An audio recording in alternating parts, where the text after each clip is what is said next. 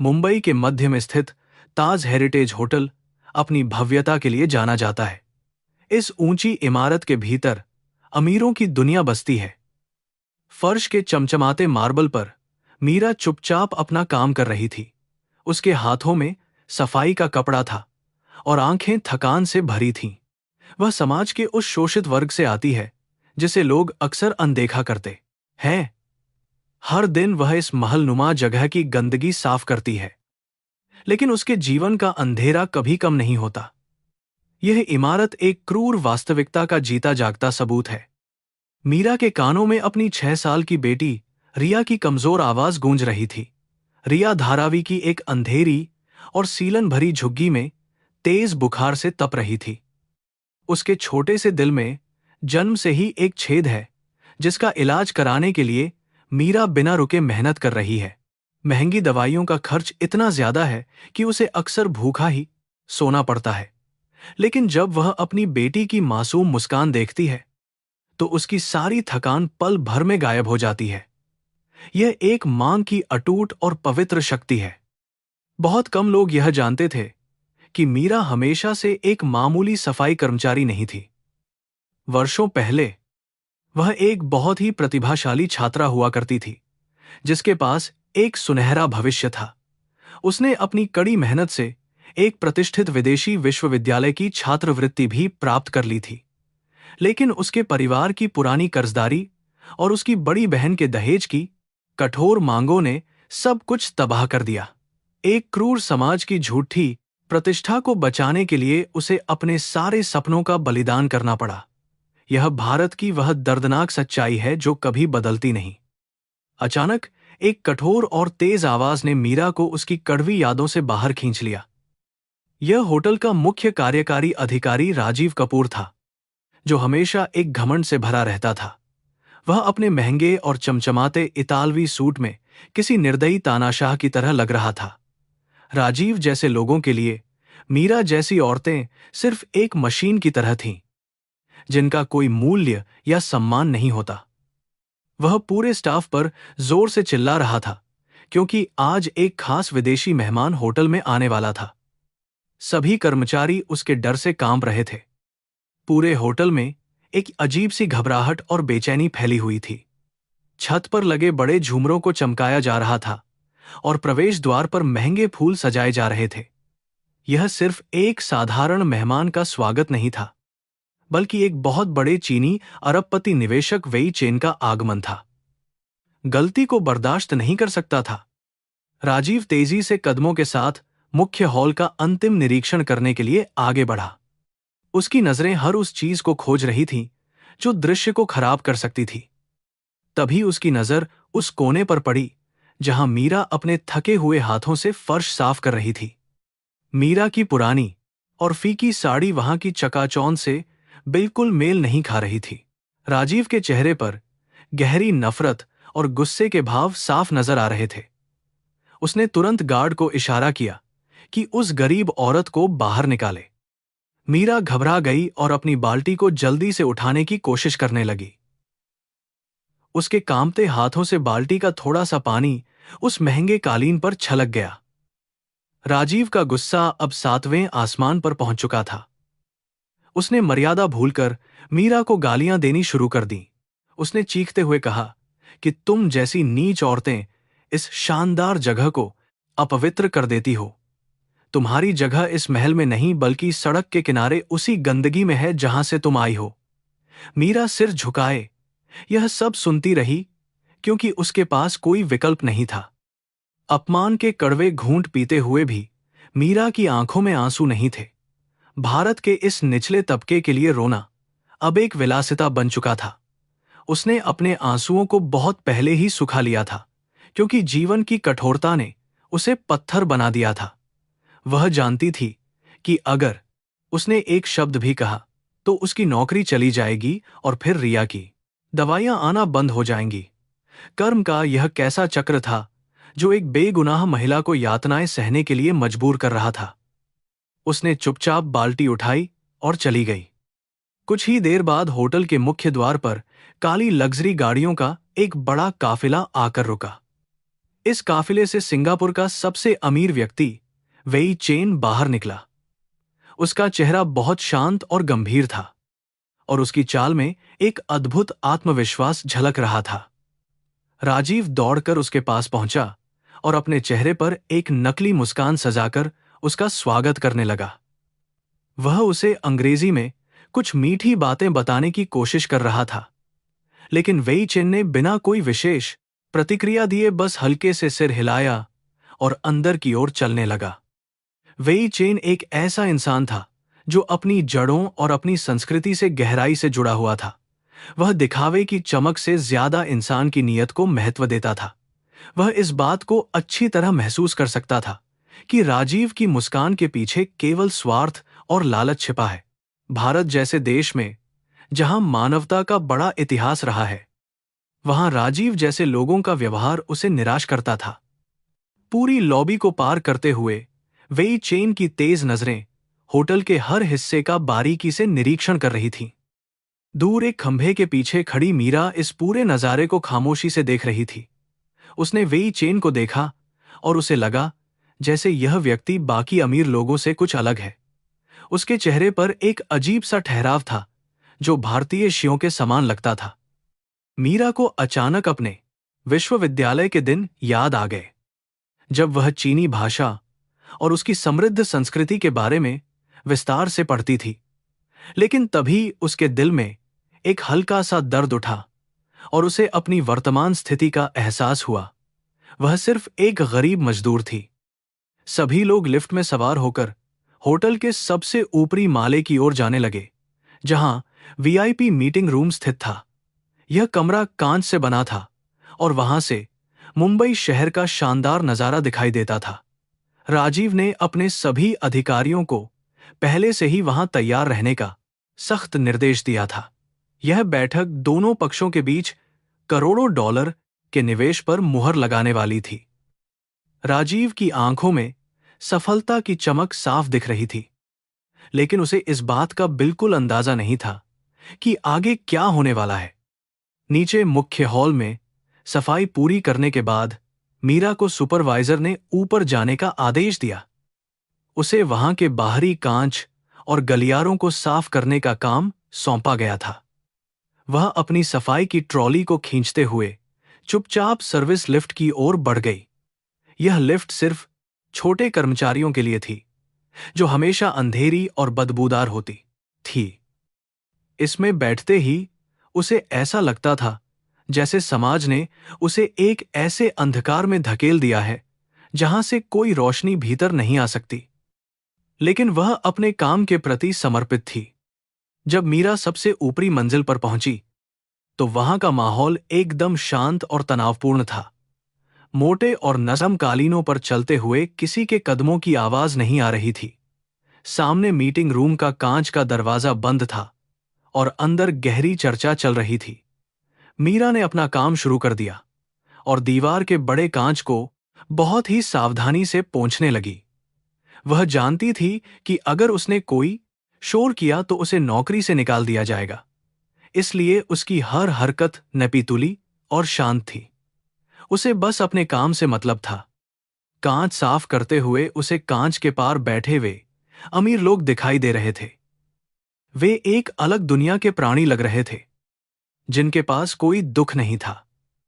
उनके हाथ में जो महंगे पेन और घड़ियां थीं, उनकी कीमत मीरा के जीवन की कमाई से भी अधिक थी।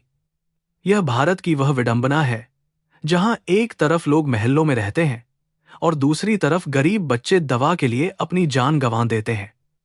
यह क्रूर असमानता मीरा के दिल में चुभती थी, लेकिन वह इस व्यवस्था के सामने बहुत ज्यादा लाचार और बेबस थी। मीटिंग रूम के भीतर दोनों पक्षों के वकील दस्तावेजों की जांच कर रहे थे। राजीव उत्सुकता से वेई चेन की प्रतिक्रिया का इंतजार कर रहा था, लेकिन वेई चेन के चेहरे के भावों को पढ़ना आसान नहीं था। बाहर सफाई करते हुए मीरा ने भगवान से प्रार्थना की कि उसे अपनी बेटी के लिए थोड़ी सी कृपा मिल जाए। भारतीय संस्कृति में कर्म को सबसे बड़ा माना जाता है। मीरा को पूरा विश्वास था कि उसने कभी किसी का बुरा नहीं किया है, इसलिए भगवान एक दिन उसकी प्रार्थना जरूर सुनेंगे। बस इसी उम्मीद पर वह जिंदा थी। समय बीत रहा था और मीटिंग लंबी खिंचती जा रही थी। मीरा ने कांच के एक बड़े हिस्से को चमका दिया था और अब वह दूसरे हिस्से की ओर बढ़ रही थी। उसके पैरों में तेज दर्द हो रहा था क्योंकि वह सुबह 5 बजे से लगातार खड़ी थी। लेकिन उसने अपनी इस शारीरिक ती सरकार की, उसके पैरों में इस शारीरिक तकलीफ को चेहरे पर नहीं आने दिया। यह एक गरीब औरत की खामोश तपस्या थी जो अपने परिवार की रक्षा के लिए, दुनिया के हर दर्द को सहने के लिए हमेशा तैयार रहती है। उसकी नजरें बस अपनी बाल्टी और कपड़े पर टिकी थीं। लगातार काम करने से मीरा की सांसें थोड़ी भारी होने लगी थीं। बचपन से ही उसके दिल में एक छोटी सी बीमारी थी जिसका इलाज कभी ठीक से नहीं हो पाया। लेकिन भारत के इस निष्ठुर समाज में एक गरीब की बीमारी को अक्सर उसकी बहानेबाजी समझ लिया जाता है। इसलिए उसने अपनी बीमारी के बारे में कभी किसी को कुछ नहीं बताया। वह जानती थी कि अगर प्रबंधन को इसके बारे में पता चला तो उसे अयोग्य ठहराकर तुरंत बाहर निकाल दिया जाएगा। इसलिए वह चुपचाप अपनी थकावट को निगलकर अपना काम पूरे मन से करती रही। मीटिंग रूम के अंदर की हलचल अचानक कुछ तेज हो गई थी। राजीव अपनी घड़ी देख रहा था और उसके माथे पर पसीने की कुछ बूंदें उभर आई थीं। वेई चेन अपनी जगह से खड़ा हो गया था और कुछ दस्तावेजों की तरफ इशारा करते हुए ऊंचे स्वर में बोल रहा था। उसकी भाषा चीनी थी, जो वहां बैठे किसी भी भारतीय अधिकारी को बिल्कुल समझ नहीं आ रही थी। राजीव घबराया हुआ सा लग रहा था और वह लगातार अपने फोन की स्क्रीन को देखने की कोशिश कर रहा था। वहां का पूरा माहौल अब बदलने लगा था। असली समस्या यह थी कि कंपनी का मुख्य अनुवादक अभी तक वहां नहीं पहुंचा था। मुंबई के भयानक ट्रैफिक में उसकी कार कहीं फंस गई थी। राजीव ने वेई चेन को समझाने की कोशिश की कि अनुवादक बस कुछ ही मिनटों में वहां पहुंच जाएगा, लेकिन वेई चेन के पास इतना फालतू समय नहीं था। वह समय का बहुत पाबंद था और किसी की भी इस तरह की लापरवाही को बिल्कुल पसंद नहीं करता था। राजीव के चेहरे का रंग अब पूरी तरह से उड़ चुका था और वह असहाय होकर अपने सहयोगियों की तरफ देखने लगा था। बाहर कांच के पास खड़ी मीरा को अंदर की बातें स्पष्ट रूप से सुनाई नहीं दे रही थी, लेकिन वह वेईचेन के होठों की हरकत को बहुत ध्यान से देख रही थी। सालों पहले उसने बीजिंग विश्वविद्यालय के एक प्रोफेसर से बिल्कुल इसी तरह का उच्चारण सीखा था। वेईचेन जो कुछ भी बोल रहा था, मीरा के दिमाग में उसका सटीक अनुवाद अपने आप होने लगा था। वह निवेशक कह रहा था कि इस तरह की गैर जिम्मेदाराना कंपनी पर वह अपना एक भी पैसा बर्बाद नहीं करेगा। यह सुनकर मीरा के हाथ अचानक रुक गए।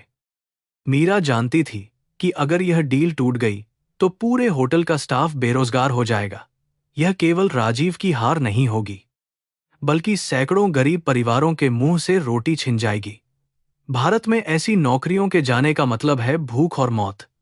मीरा का दिल जोर से धड़कने लगा और उसकी अंतरात्मा उसे कुछ बड़ा करने के लिए प्रेरित करने लगी। वह अपनी जगह पर एक मूर्ति की तरह जम गई थी। उसे समझ नहीं आ रहा था कि क्या उसे अपनी सीमा पार करके अंदर जाना चाहिए। यह एक भयानक और बड़ा जोखिम था। बैठक कक्ष के अंदर का माहौल शुरुआत में औपचारिक और शांत लग रहा था। वेई चेन ने अपनी कुर्सी पर बैठकर मेज पर रखे गए निवेश के दस्तावेजों को ध्यान से देखना शुरू किया। उसके चेहरे पर कोई भी भाव नहीं था और उसकी आंखें बाज की तरह कागजों पर टिक गई थीं। यह शांति किसी आने वाले बड़े तूफान से पहले की खामोशी जैसी थी। राजीव कपूर अपने चेहरे पर एक नकली मुस्कान सजाकर उसे देखने की कोशिश कर रहा था, लेकिन उस पूर्वी निवेशक की गंभीरता राजीव के मन में अनजाना डर पैदा कर रही थी। वेई चेन एक ऐसा इंसान था जिसने अपना साम्राज्य कड़ी मेहनत और सख्त उसूलों से बनाया था। वह किसी भी व्यापार में सामने वाले की ईमानदारी को सबसे अधिक महत्व देता था। दूसरी तरफ राजीव कपूर भारत के उस नए अमीर वर्ग का हिस्सा था जो दिखावे पर ज्यादा विश्वास करता था। राजीव को लगता था कि उसकी महंगी अंग्रेजी और चापलूसी भरे शब्द किसी को भी आसानी से बेवकूफ बना सकते हैं, लेकिन वेई चेन के सामने उसकी यह सारी होशियारी और उसका वह खोखला घमंड पूरी तरह से बेअसर साबित हो रहा था। राजीव का दिमाग सुबह की उन भव्य तैयारियों की तरफ चला गया। उसने इस बैठक के लिए विदेशी फूलों से पूरे होटल को सजाया था। खाने के लिए सबसे महंगे विदेशी पकवान मंगवाए गए थे। उसका मानना था कि अगर किसी को चकाचौंध से अंधा कर दिया जाए तो वह व्यक्ति आपकी खामियों को कभी नहीं देख पाएगा। उसने इस स्वागत पर कंपनी के लाखों रुपये पानी की तरह बहा दिए थे। यह उसकी सबसे बड़ी भूल थी, क्योंकि उसने इस भव्यता के पीछे एक सक्षम भाषा अनुवादक की व्यवस्था करने को कोई महत्व नहीं दिया। राजीव हमेशा से ही सत्ता और धन के नशे में डूबा रहने वाला इंसान था। उसके लिए गरीबी एक छूत की बीमारी जैसी थी, जिससे वह हमेशा दूर रहना चाहता था। वह मानता था कि पैसा दुनिया की किसी भी चीज को और किसी भी इंसान को खरीद सकता है। उसके इसी घमंड ने उसे उन गरीबों की इंसानी गरिमा को कुचलने का एक अघोषित अधिकार दे दिया था जो उसके लिए काम करते थे। उसे कभी इस बात का एहसास ही नहीं हुआ कि इस झूठे अहंकार की इमारत कितनी कमजोर और खोखली होती है।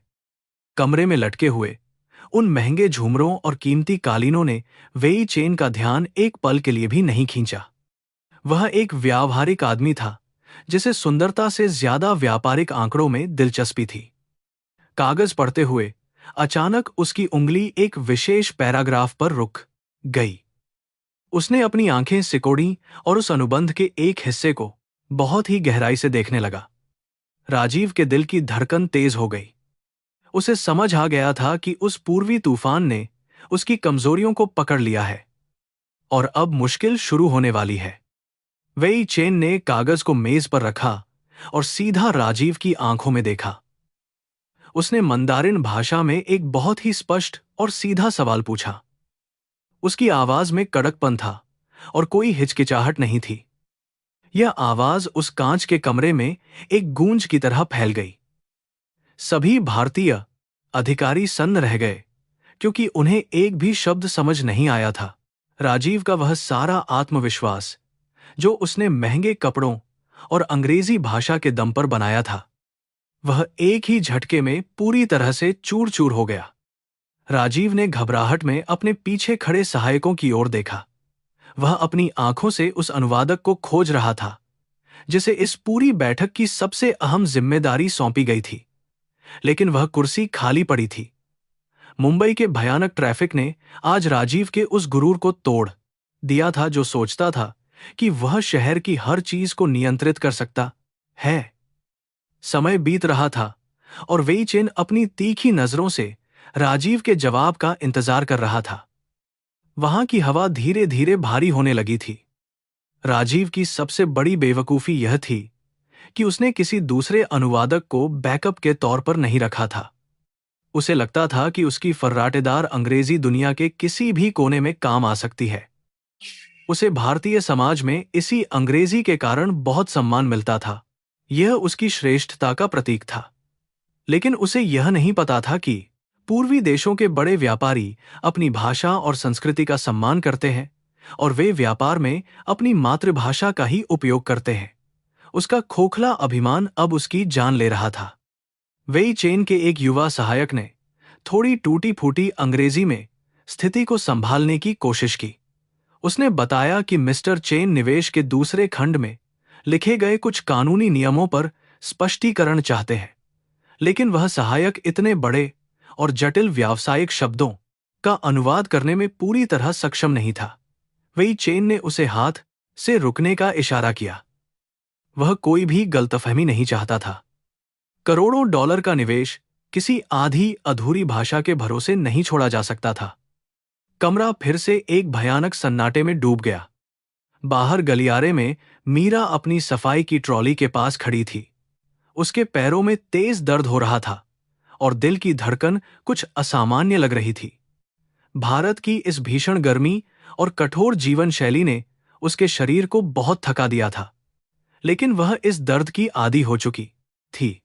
समाज के निचले तबके के लिए शारीरिक दर्द जीवन का एक सामान्य हिस्सा होता है। उसकी आंखें अनजाने में ही उस बड़े कांच के पार चली गईं, जहां वह तूफान अपनी पूरी ताकत से तबाही मचाने के लिए तैयार था। उसकी नजरें सीधे राजीव के पसीने से तर चेहरे पर पड़ी। मीरा को उस आदमी की यह असहाय हालत देखकर सुबह की वह घटना याद आ गई, जब उसने गलती से थोड़ा सा पानी गिरा दिया था तो राजीव ने उसे सभी के सामने बुरी तरह से जलील किया था। राजीव के वे कठोर और नफरत भरे शब्द अभी भी मीरा के कानों में गूंज रहे थे। उसने मीरा की गरीबी का मजाक उड़ाया था और उसे एक गंदे जानवर की तरह दुत्कार दिया था। वह अपमान किसी भी इंसान की आत्मा को छलनी कर सकता था। राजीव ने सुबह उसे ताना मारते हुए कहा था कि तुम जैसी नीची जाति की औरतों का जन्म केवल अमीरों की गंदगी साफ करने के लिए ही होता है। उसने कहा था कि तुम्हारा दिमाग कभी इस महल की चमक को नहीं समझ सकता। भारत के समाज में जाति और वर्ग का यह भेदभाव एक अदृश्य जहर की तरह है जो हर दिन गरीबों को मारता है। मीरा ने तब चुपचाप अपना सिर झुका लिया था, क्योंकि उसे अपनी बीमार बेटी रिया के लिए यह नौकरी किसी भी कीमत पर बचानी थी। उसकी खामोशी उसकी सबसे बड़ी मजबूरी थी। लेकिन अब वह दृश्य पूरी तरह से बदल चुका था। जो आदमी कुछ घंटे पहले खुद को भगवान समझ रहा था, वह अब एक साधारण सी भाषा के सामने बेबस था। मीरा को भारतीय संस्कृति के उस पुराने विश्वास की याद आई कि कर्म हमेशा लौटकर वापस आता है। कोई भी व्यक्ति चाहे कितना भी अमीर या शक्तिशाली क्यों न हो, वह समय के चक्र से नहीं बच सकता। राजीव का वह अहंकार अब उसी के विनाश का कारण बन रहा था। मीरा इस दैवीय न्याय को बहुत ही शांति के साथ अपनी आंखों से देख रही थी। अंदर कमरे में तनाव अपने चरम पर पहुंच रहा था। राजीव ने अपने फोन पर अनुवादक को लगातार कई बार फोन किया, लेकिन कोई जवाब नहीं मिला। उसकी सांसें तेज हो गई थीं और माथे पर पसीने की बूंदें साफ चमक रही थीं। कमरे में बैठे अन्य अधिकारी भी अपनी जगह पर बेचैन हो रहे थे। उन्हें अच्छी तरह पता था कि अगर वेई चेन बिना समझौता किए वापस चला गया तो कंपनी के शेयर बाजार में औंधे मुंह गिर जाएंगे। यह केवल एक बैठक की विफलता नहीं, बल्कि पूरे व्यापारिक साम्राज्य का भयानक अंत होगा। वेई चेन ने अपनी उंगलियों को मेज पर थपथपाना शुरू कर दिया। टिक टिक टिक की वह धीमी आवाज उस बंद कमरे में किसी टाइम बम की तरह गूंज रही थी, जो किसी भी पल फट सकता था। वह पूर्व का एक ऐसा व्यक्ति था जिसके लिए समय ही पैसा था। उसका यह शांत गुस्सा राजीव की चीख पुकार से कहीं ज्यादा खतरनाक और खौफनाक था। राजीव ने अपने दोनों हाथों से अपना सिर पकड़ लिया था। वह इस स्थिति से बाहर निकलने का कोई भी रास्ता नहीं खोज पा रहा था। उसे अपनी हार साफ नजर आ रही थी। स्थिति को हल्का करने के लिए एक भारतीय अधिकारी ने हिम्मत करके वेई चेन को चाय या कॉफी की पेशकश की। यह भारतीय आतिथ्य सत्कार का एक सामान्य तरीका था जो अक्सर तनाव कम करने के लिए इस्तेमाल किया जाता है, लेकिन वेई चेन ने इसे अपनी तौहीन समझा। उसने कठोर स्वर में मंदारिन में कुछ कहा, जिसका अर्थ था कि वह यहां व्यापार करने आया है न कि चाय पीने। वह टालमटोल बिल्कुल पसंद नहीं करता था। अधिकारी घबराकर पीछे हट गया और राजीव ने गुस्से से उसे चुप रहने का सख्त इशारा किया। अंत में राजीव ने अपनी आखिरी चाल चलने का फैसला किया। उसने जल्दी से प्रेजेंटेशन स्क्रीन चालू की और अंग्रेजी में कंपनी के मुनाफे के आंकड़े दिखाने लगा।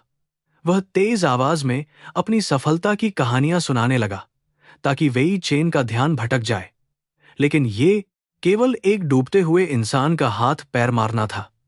वेई चेन ने बिना कुछ कहे अपना हाथ उठाया और स्क्रीन को बंद करने का इशारा किया। उसका संदेश बहुत ही स्पष्ट था कि जब तक उसके सवालों का जवाब उसकी भाषा में नहीं मिलेगा, तब तक कोई बात नहीं होगी। यह दृश्य दो अलग अलग विचारधाराओं की भयंकर टक्कर थी। एक तरफ भारत का वह नया अमीर वर्ग था जो पश्चिमी संस्कृति की नकल करता था और केवल बाहरी चमक को अपनी सफलता मानता था। दूसरी तरफ वेई चेन था जो पूर्वी सभ्यता की गहराई, अनुशासन और अपनी मातृभाषा के प्रति गहरे सम्मान का प्रतीक था। राजीव की वह सारी अंग्रेजी और विदेशी सजावट अब कूड़े के समान लग रही थी। यह एक ऐसा तूफान था जिसने राजीव के खोखले अभिमान की पूरी इमारत को जड़ से उखाड़कर फेंक दिया था और उसे उसकी असलियत दिखा दी थी। बाहर खड़ी मीरा इस पूरी घटना को बहुत ही ध्यान से देख रही थी। उसे अब राजीव के चेहरे पर घमंड की जगह एक गहरी निराशा और डर नजर आ रहा था। वह ताकतवर सीईओ अब एक डरे हुए छोटे बच्चे की तरह लग रहा था, जिससे उसका खिलौना छिनने वाला हो। मीरा को समझ में आ गया था कि यह केवल एक व्यापारिक समझौता टूटने का मामला नहीं है, यह उन हजारों कर्मचारियों की जिंदगी और मौत का सवाल बन गया था जो इस होटल पर निर्भर थे। तूफान का असली असर अभी बाकी था। वेई चेन ने अपनी घड़ी देखी और अपना अंतिम फैसला सुनाने के लिए अपने दस्तावेज समेटने शुरू कर दिए। पूरब से आए इस शांत लेकिन भयंकर तूफान ने भारतीय उच्च वर्ग की उस खोखली शान को पूरी तरह से नष्ट कर दिया था। कमरे के अंदर अब केवल डर, घबराहट और एक गहरा अंधकार बचा था। राजीव के पास अब कोई जवाब नहीं था और उसकी आंखों में आंसू आने वाले थे। यह वह क्षण था जब एक झूठे अहंकार की मौत हो रही थी और एक असली विनाश की खौफनाक शुरुआत होने वाली थी। कांच के उस शानदार बंद कमरे के अंदर का सन्नाटा अब किसी श्मशान की भयानक खामोशी जैसा लगने लगा था। राजीव कपूर की सांसें बहुत तेज चल रही थीं और उसके माथे से पसीने की मोटी बूंदें टपक कर उस महंगी लकड़ी की मेज पर गिर रही थीं। वह अपनी सारी उम्मीदें खो चुका था। 1 घंटे पहले तक वह खुद को इस दुनिया का सबसे ताकतवर और सफल इंसान समझ रहा था, लेकिन अब उसकी वह सारी झूठी शान और ताकत पूरी तरह से मिट्टी में मिल चुकी थी। उसके हाथ डर से लगातार कांप रहे थे। वेई चेन ने अपने सामने रखे हुए सभी कागजातों को बहुत ही कठोरता के साथ एक तरफ धकेल दिया। उसका धैर्य अब पूरी तरह से समाप्त हो चुका था। उसने अपनी उंगली राजीव की तरफ उठाई और मंदारिन भाषा में बहुत ही कड़े शब्दों में अपना गुस्सा जाहिर किया। वह कह रहा था कि जिस व्यक्ति को अपने समय और अपने काम की कोई परवाह नहीं है, वह कभी एक अच्छा व्यापार नहीं कर सकता। यह केवल एक विदेशी निवेशक की नाराजगी नहीं थी, बल्कि यह एक अनुशासित इंसान का उस अहंकारी मूर्ख पर सीधा हमला था। राजीव की जुबान बुरी तरह से लड़खड़ाने लगी थी। वह कुछ टूटे फूटे अंग्रेजी के शब्दों को जोड़कर माफी मांगने की भयानक कोशिश कर रहा था। उसकी आवाज गले में ही कहीं अटक कर रह गई थी। जो आदमी सुबह तक अपने कर्मचारियों पर एक भूखे शेर की तरह दहाड़ रहा था, वह अब एक भीगी बिल्ली बन चुका था। उसके अधिकारी भी डरे हुए थे और किसी की भी हिम्मत नहीं हो रही थी कि वह आगे आकर इस बिगड़ती हुई स्थिति को संभाले। यह एक बहुत ही शर्मनाक और अपमानजनक पल था जो हमेशा के लिए याद रखा जाएगा। घबराहट के मारे राजीव ने अपना महंगा मोबाइल फोन निकाला और उसमें एक भाषा अनुवादक एप्लीकेशन को खोलने की कोशिश की। उसके हाथ इतने ज्यादा कांप रहे थे कि वह फोन की स्क्रीन को ठीक से छू भी नहीं पा रहा था। उसने कुछ बोलने की कोशिश की, लेकिन एप्लीकेशन ने उस अंग्रेजी वाक्य का बहुत ही गलत और हास्यास्पद चीनी अनुवाद कर दिया। मशीन से निकली वह अजीब सी कृत्रिम आवाज सुनकर वेई चेन का गुस्सा 7वें आसमान पर पहुंच गया। यह एक गंभीर व्यापारिक बैठक का बहुत ही भद्दा और निहायत ही घटिया मजाक बन चुका था। इस सौदे का सीधा मतलब केवल कंपनी का मुनाफा नहीं था, बल्कि हजारों बेगुनाह कर्मचारियों की रोजी रोटी का सवाल था।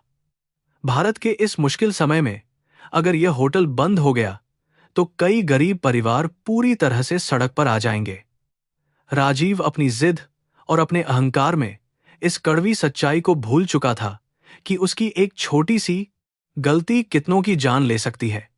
कांच के बाहर खड़ी मीरा के दिल की धड़कनें अब बहुत ज्यादा तेज हो चुकी थीं। वह भारत की गरीबी के उस दर्दनाक सच को अच्छी तरह समझती थी।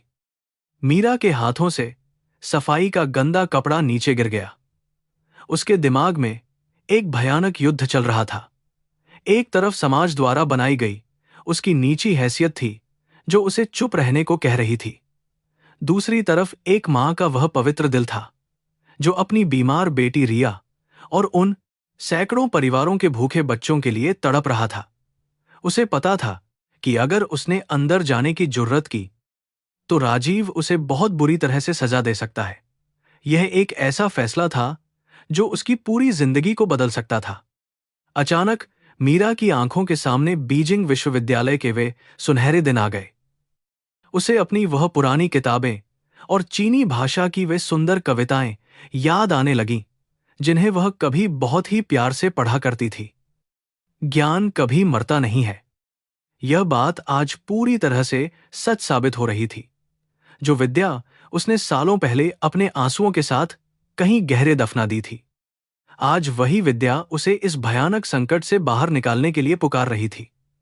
यह ईश्वर का एक रहस्यमय इशारा था जिसे अब वह नजरअंदाज नहीं कर सकती थी। मीटिंग रूम के अंदर का माहौल अब पूरी तरह से नियंत्रण के बाहर हो चुका था। वेई चेन अपनी जगह से खड़ा हो गया और उसने अपने महंगे सूट के बटन बंद कर लिए। उसने अपने सहायक को सारा सामान बांधने का सख्त आदेश दिया। राजीव कपूर अपनी कुर्सी से कूदकर नीचे आया और वेई चेन के पैरों के पास लगभग गिड़गिड़ाने लगा। वह अपनी मातृभाषा हिंदी में कुछ बड़बड़ा रहा था जिसे वेई चेन बिल्कुल नहीं समझ रहा था। भारत के इस घमंडी अधिकारी का अहंकार पूरी तरह से धूल में मिल चुका था और वह रो रहा था। कर्म की यह लाठी बिना आवाज किए बहुत जोर से पड़ती है। राजीव को यह कभी समझ नहीं आया कि जिस पैसे और रुतबे पर वह इतना गर्व करता था, वह असल में कितना नाजुक है। उसकी हालत एक ऐसे डूबते हुए जहाज के कप्तान जैसी हो गई थी जिसे तैरना भी नहीं आता। कमरे में मौजूद दूसरे अधिकारियों के चेहरों पर भी मौत का सन्नाटा छा गया था। वे सभी जानते थे कि कल सुबह तक उन सभी के पास कोई नौकरी नहीं बचेगी। पूरा साम्राज्य बस कुछ ही पलों में ताश के पत्तों की तरह ढहने वाला था। वेई चेन ने दरवाजे की तरफ अपने कदम बढ़ा दिए। उसका हर कदम वहां मौजूद सभी लोगों के दिलों पर हथौड़े की तरह बज रहा था। राजीव ने एक आखिरी बार अपने फोन की स्क्रीन देखी, लेकिन वहां कोई उम्मीद नहीं थी। उसका अनुवादक अभी भी ट्रैफिक जाम में कहीं फंसा हुआ था। यह भारतीय व्यवस्था की एक और दर्दनाक विफलता थी जो आज एक बहुत बड़ी अंतर्राष्ट्रीय शर्मिंदगी का कारण बन रही थी। वेई चेन का हाथ कांच के उस बड़े दरवाजे के हैंडल तक पहुंच चुका था और उसने उसे नीचे की तरफ दबाना शुरू कर दिया। उसी पल बाहर खड़ी मीरा ने अपनी आंखें बंद कीं और अपने दिल पर हाथ रखा। उसने अपने आराध्य देवता का स्मरण किया और एक बहुत गहरी सांस ली। उसे अपनी बेटी रिया की वह मासूम मुस्कान याद आई जो उसे हर दर्द सहने की ताकत देती थी। अब उसके मन से सारा डर गायब हो चुका था।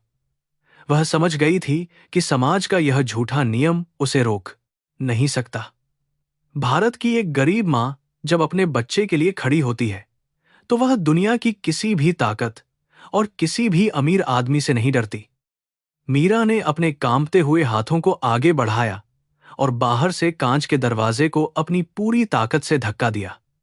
यह एक ऐसा कदम था जिसने वहां मौजूद सभी लोगों को पूरी तरह से स्तब्ध कर दिया।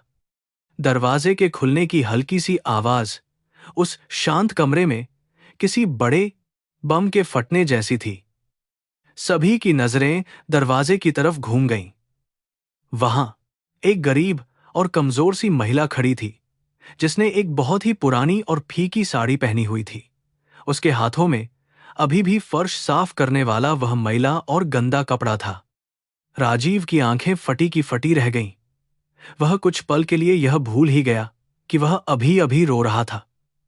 उसे लगा कि वह गरीब औरत शायद गलती से अंदर आ गई है या फिर उसका दिमाग खराब हो गया है। उसने अपने आंसुओं को पोंछा और बहुत ही भयंकर गुस्से के साथ मीरा की तरफ चीखने के लिए अपना मुंह खोला। वह उसे गालियां देने ही वाला था और उसे घसीटकर बाहर निकालने का आदेश देने वाला था, लेकिन राजीव के मुंह से एक भी शब्द निकलने से पहले ही मीरा ने अपना मुंह खोल दिया। मीरा के होठों से जो स्वर निकले, उन्होंने पूरे कमरे में एक जादुई प्रभाव पैदा कर दिया। उसने बहुत ही शुद्ध, स्पष्ट और मीठे उच्चारण के साथ मंदारिन भाषा में बात करना शुरू किया। उसकी आवाज में कोई डर या घबराहट नहीं थी, बल्कि एक बहुत गहरा आत्मविश्वास और ठहराव था। उसने वेई चेन को बहुत ही सम्मानपूर्वक संबोधित किया और उस कानूनी नियम का पूरा अर्थ समझाया जिसे लेकर वह इतना नाराज था। यह एक ऐसा दृश्य था जिसे वहां मौजूद कोई भी इंसान अपनी पूरी जिंदगी में कभी नहीं भूल सकता था। सब बिल्कुल सन्न थे। वेई चेन के हाथ से दरवाजे का हैंडल छूट गया। उसकी आंखें जो कुछ पल पहले बहुत गुस्से में थीं, अब आश्चर्य से बहुत बड़ी हो गई थीं। एक अरबपति निवेशक यह विश्वास नहीं कर पा रहा था कि भारत की एक गरीब सफाई कर्मचारी उसकी मातृभाषा को इतने ऊंचे स्तर और इतने सम्मान के साथ बोल सकती है। मीरा का उच्चारण किसी साधारण अनुवादक जैसा नहीं था, बल्कि वह किसी विद्वान चीनी प्रोफेसर की तरह था। उस कमरे में मौजूद हवा भी जैसे कुछ पलों के लिए रुक सी गई थी। वह बिल्कुल अवाक रह गया था। राजीव कपूर का दिमाग यह सब देखकर पूरी तरह से सुन्न हो गया था। जो औरत उसके लिए सिर्फ एक कीड़ा थी, जिसे वह रोज अपने पैरों तले कुचलता था, आज वह उसकी पूरी कंपनी की एकमात्र तारणहार बन गई थी। यह भारतीय समाज के उस कठोर वर्ग भेद पर एक बहुत बड़ा तमाचा था, जो इंसान को केवल उसके कपड़ों और उसके बैंक खाते से नापता है। राजीव की हालत ऐसी हो गई थी कि न तो वह कुछ बोल पा रहा था और न ही अपनी जगह से हिल पा रहा था। उसका घमंड चूर चूर था। वेई चेन ने अपने कदम वापस मोड़े और धीरे धीरे चलकर उस गरीब महिला के सामने आकर खड़ा हो गया। उसने बहुत ही गहराई से मीरा की उस पुरानी साड़ी और उसके थके हुए चेहरे को देखा। पूर्व के इस ज्ञानी व्यापारी को यह समझने में बिल्कुल देर नहीं लगी कि यह कोई साधारण मजदूर नहीं है। उसने बहुत ही शांति से मंदारिन में मीरा से पूछा कि उसने इतनी शुद्ध भाषा कहां से सीखी है और वह इस जगह पर सफाई का काम क्यों कर रही है। वेई चेन की आवाज में अब गुस्सा नहीं बल्कि सम्मान था। मीरा ने अपनी नजरें झुकाकर बहुत ही शालीनता के साथ उसे चीनी भाषा में ही जवाब दिया। उसने बताया कि वह भारत की एक बहुत ही पुरानी और जटिल व्यवस्था का शिकार है, जहां इंसान की मजबूरी उसके ज्ञान से बहुत ज्यादा बड़ी होती है। उसने यह भी समझाया कि वह बाद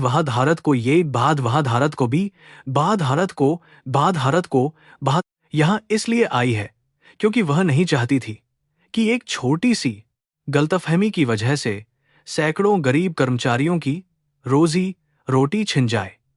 मीरा के शब्दों में कोई घमंड नहीं था, बल्कि एक ऐसी करुणा थी जो किसी संत के वचनों में पाई जाती है।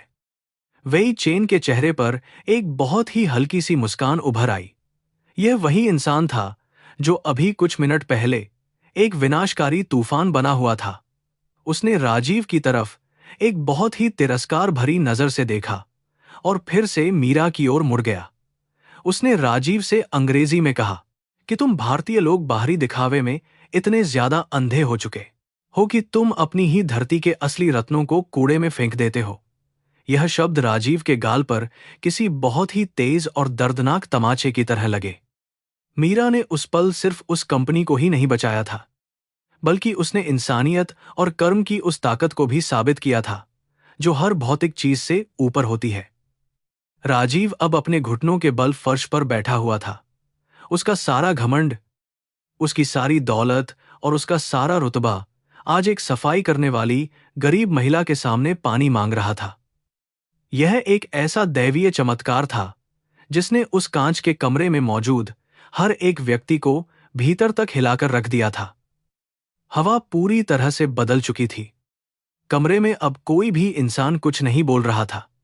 वेई चेन ने अपने सहायक को वापस अपनी कुर्सी पर बैठने का इशारा किया।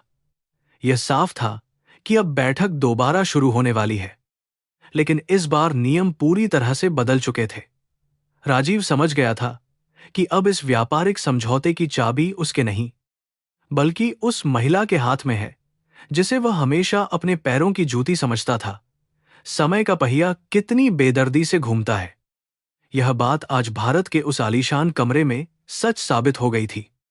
वेई चेन ने बहुत ही सम्मान के साथ अपने सामने रखी एक खाली कुर्सी की तरफ इशारा किया और मीरा को बैठने के लिए कहा। एक अरबपति निवेशक द्वारा एक गरीब सफाई कर्मचारी को अपने बराबर में बैठने का निमंत्रण देना भारत के अमीर समाज के लिए एक बहुत बड़ा झटका था। राजीव कपूर की आंखें फटी की फटी रह गईं। मीरा को अपनी सामाजिक हैसियत याद आई और वह थोड़ी हिचकिचाई, लेकिन वेई चेन ने मंदारिन में बहुत प्यार से कहा कि ज्ञान का स्थान हमेशा सबसे ऊंचा होता है। उसने मीरा को पूरे सम्मान के साथ वहां बैठाया। मीरा ने बहुत संकोच के साथ अपनी मैली साड़ी को समेटा और उस शानदार चमड़े की कुर्सी पर बैठ गई। उसने मेज पर रखे हुए उन जटिल कानूनी दस्तावेजों को अपने हाथों में लिया। उसकी आंखें पन्नों पर तेजी से दौड़ रही थीं और वह बिना किसी रुकावट के अंग्रेजी के उन भारी शब्दों का सटीक चीनी अनुवाद करने लगी। उसकी आवाज बहुत ही शांत और मधुर थी, जो पूरे कमरे में एक जादुई संगीत की तरह गूंज रही थी। वहां मौजूद सभी भारतीय अधिकारी पूरी तरह से अवाक रह गए थे और इस बड़े चमत्कार को चुपचाप देख रहे थे। निवेश के जिस हिस्से को लेकर वेई चेन सबसे ज्यादा नाराज था, वह मुनाफे के बंटवारे का एक उलझा हुआ नियम था।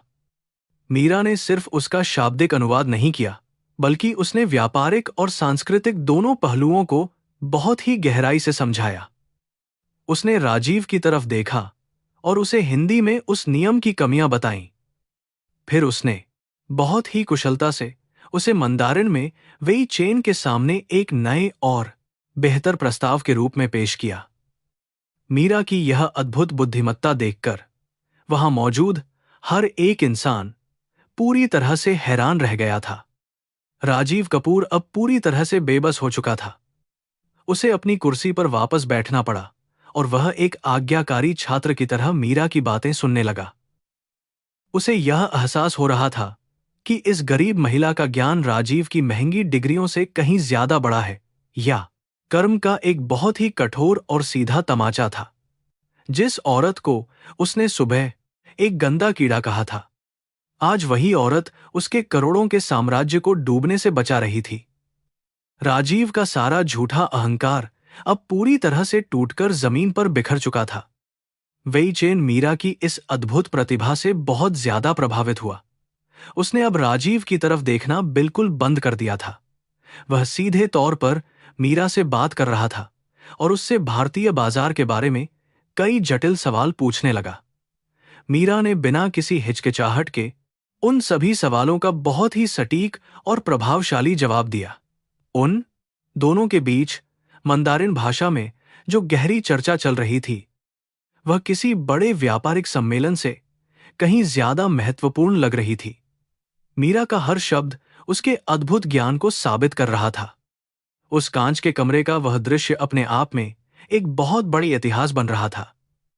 एक तरफ वे अमीर अधिकारी थे जिन्होंने लाखों रुपये के इतालवी सूट पहने हुए थे, और दूसरी तरफ एक साधारण महिला थी जिसने एक पुरानी सूती साड़ी पहनी थी। उसके कपड़ों से अभी भी सस्ते साबुन की महक आ रही थी, लेकिन उस कमरे में सबसे ज्यादा ताकतवर और प्रभावशाली इंसान वही लग रही थी।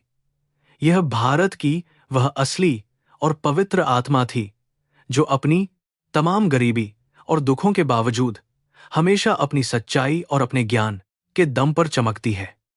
जैसे जैसे समय बीतता गया, उस बंद कमरे का सारा तनाव पूरी तरह से गायब हो गया। वेई चेन के चेहरे पर अब एक बहुत ही गर्मजोशी भरी मुस्कान आ गई थी। मीरा ने अनुबंध की जिन नई शर्तों को सामने रखा था, वेई चेन ने बिना किसी विरोध के उन सभी को खुशी खुशी स्वीकार कर लिया। वह समझौता जो कुछ घंटे पहले पूरी तरह से टूट चुका था, अब सफलता के साथ तय हो गया था। राजीव अपनी आंखों पर बिल्कुल भी विश्वास नहीं कर पा रहा था। उसे लग रहा था जैसे वह कोई अजीब और जादुई सपना देख रहा हो।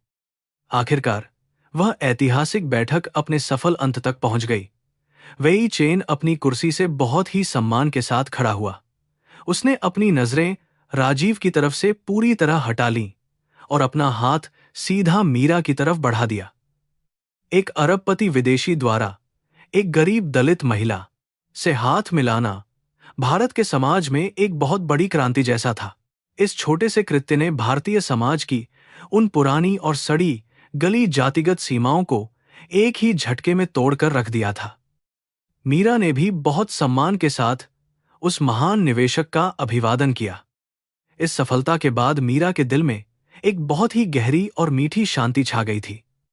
उसे अपनी बीमार बेटी रिया की बहुत याद आ रही थी, जो अस्पताल के उस छोटे से बिस्तर पर लेटी हुई थी। मीरा को यह पूरा विश्वास हो गया था कि भगवान ने आज उसे उसकी ईमानदारी का सबसे बड़ा इनाम दिया है। शास्त्रों में कहा गया है कि जो इंसान धर्म की रक्षा करता है, धर्म हमेशा उसकी रक्षा करता है। मीरा का यह निस्वार्थ कर्म आज उसके और उसके परिवार के लिए एक बहुत बड़ा जीवनदान बनकर सामने आया था। राजीव ने बहुत ही डरते हुए आगे बढ़कर वेई चेन को धन्यवाद देने की कोशिश की, लेकिन वेई चेन ने उसे पूरी तरह से नजरअंदाज कर दिया। उसने कमरे में मौजूद सभी अधिकारियों की तरफ देखा और अंग्रेजी भाषा में एक बहुत ही चौंकाने वाली घोषणा की। उसने साफ शब्दों में कहा कि वह इस करोड़ों डॉलर के निवेश पत्र पर केवल एक ही शर्त पर अपने हस्ताक्षर करेगा। वह शर्त यह थी कि मीरा को इस पूरी परियोजना में मुख्य सलाहकार के रूप में नियुक्त किया जाए। यह सुनकर पूरे कमरे में एक बार फिर से सन्नाटा छा गया। यह घोषणा सुनकर वहां खड़ा हर एक अधिकारी पत्थर की मूर्ति की तरह सुन्न हो गया। एक मामूली सफाई करने वाली औरत का सीधे मुख्य सलाहकार बन जाना किसी भी व्यापारिक दुनिया में पूरी तरह से असंभव माना जाता था। मीरा खुद भी इस फैसले को सुनकर बुरी तरह से चौंक गई थी। उसने तो केवल अपनी उस छोटी सी नौकरी को बचाने के लिए यह कदम उठाया था ताकि वह अपनी बेटी की दवाइयां खरीद सके। उसने कभी अपने सपनों में भी नहीं सोचा था कि नियति उसे इस तरह अचानक एक बहुत बड़े ऊंचे मुकाम पर ले जाएगी। वेई चेन ने बहुत ही कठोरता के साथ राजीव की आंखों में देखा।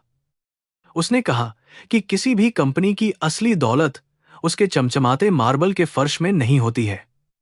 असली दौलत वे प्रतिभाशाली लोग होते हैं जिन्हें राजीव जैसे घमंडी लोग कीचड़ समझकर फेंक देते हैं। वेई चेन ने राजीव से कहा कि वह बिना कोई समय बर्बाद किए तुरंत अपना फैसला बताए। राजीव के पास अपनी कंपनी को बचाने का इसके अलावा कोई दूसरा रास्ता नहीं था। वह अपनी किस्मत और कर्म के इस कठोर जाल में अब पूरी तरह से फंस चुका था। मीरा की थकी हुई आंखों से अब आंसुओं की एक गर्म धारा बहने लगी थी। ये दुख के आंसू नहीं थे, बल्कि यह उस न्याय की जीत के आंसू थे जिसका उसने सालों से इंतजार किया था। पूरे ब्रह्मांड ने आज उसके उन निस्वार्थ बलिदानों को पहचान लिया था जो उसने अपने परिवार के लिए किए थे। वह गंदा और मैला कपड़ा जिससे वह कुछ घंटे पहले फर्श साफ कर रही थी, अब कमरे के एक अंधेरे कोने में लावारिस पड़ा था। मीरा का जीवन हमेशा के लिए बदल चुका था और अब कोई उसे अपमानित नहीं कर सकता था।